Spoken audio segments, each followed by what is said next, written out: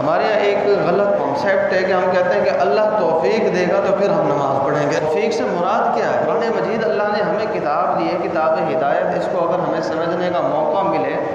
تو اللہ نے واضح الفاظ کے اندر 750 مرتبہ جب فرما دیا کہ یہ کام کرنا ہے کرنا ہے کرنا ہے، کیوں نہیں کرنا؟ کیوں ہم نماز کو جو ہے وہ فوقیت نہیں دیتے؟ آنکھ کے اندر اگر کچرا پھنس جاتا ہے نا تو فوری ہماری کوشش یہ ہوتی ہے اس کچرے کو نکالا جائے، اس لیے کہ آنکھوں کے اندر تکلیف ہو رہی ہے، رہنا مشکل ہے، سانس لینا دشوار ہے، پورا جسم جو ہے تکلیف کے اندر ہے۔ اور اگر خود سے نہ نکلے تو پھر ہم کسی ڈاکٹر کے پاس جاتے ہیں یا کسی ایسے شخص کو بولتے ہیں جس سے ہماری امید ہوتی ہے، اور اگر وہ آنکھ کے کچرے کو دور کر دے تو پھر ہمارے دل سے جو اس کے لیے دعا نکلتی ہے وہ کیا ہوتی ہے، اس کی کیفیت کیا ہوتی ہے۔ اسی طرح سرکار دو عالم صلی اللہ علیہ وسلم کی آنکھوں کی مثال بھی ایسے ہی مبارک کہ جو نماز پڑھتا ہے وہ گویا نماز اپنے لیے بھی پڑھتا ہے اور سرکار دو عالم صلی اللہ علیہ وسلم کی آنکھوں کو راحت پہنچاتا ہے، اس لیے کہ سرکار نے خود فرمایا کہ نماز میری آنکھوں کی کیا ہے؟ ٹھنڈک ہے، نماز میری آنکھوں کی راحت۔ تو جو نماز نہیں پڑھتا گویا وہ سرکار دو عالم صلی اللہ علیہ وسلم کو تکلیف پہنچا رہا ہے، تو اس کی نظر میں سرکار کی کوئی اہمیت نہیں ہے معذل کہ سرکار نے اتنی مرتبہ نماز کی تاکید کا حکم دیا لیکن سمجھ میں نہیں آ رہا۔ مؤذن جو ہے بار بار پکارتا ہے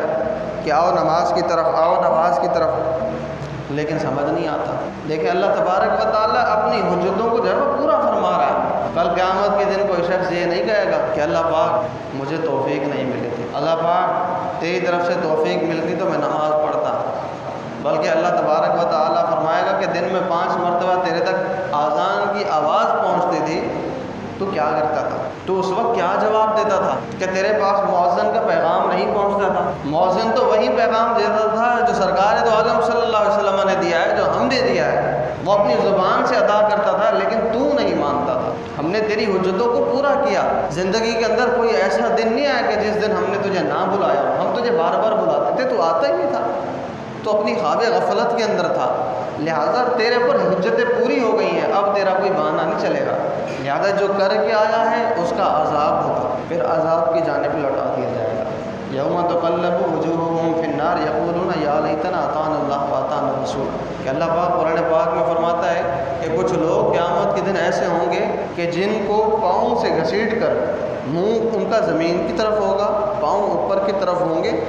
اور ان کو گھسیٹ کر جہنم کی طرف لے جایا جائے گا۔ پھر فرمایا یقولون یا لیتنا اطعنا اللہ واطعنا الرسول، اور ان کے زبانوں سے صرف اور صرف یہ الفاظ نکل رہا ہو کاش ہم نے اللہ اور اللہ کے رسول کی اطاعت کی ہوتی دنیا کے اندر۔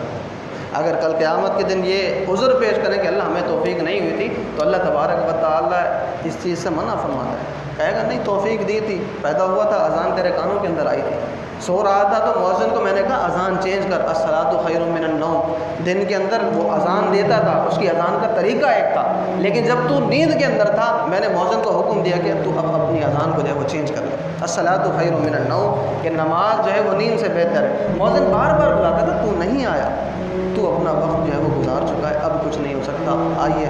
آپ کے لیے فرشتے تیار ہیں اور جہنم کی طرف، ایسا نہ ہو کہ کل ہمیں جہنم کی طرف دھکیل دیا جائے۔ ابھی ہمارے لیے کیا ہے؟ موقع ہے، اس موقع کو جو ہے وہ ضائع نہ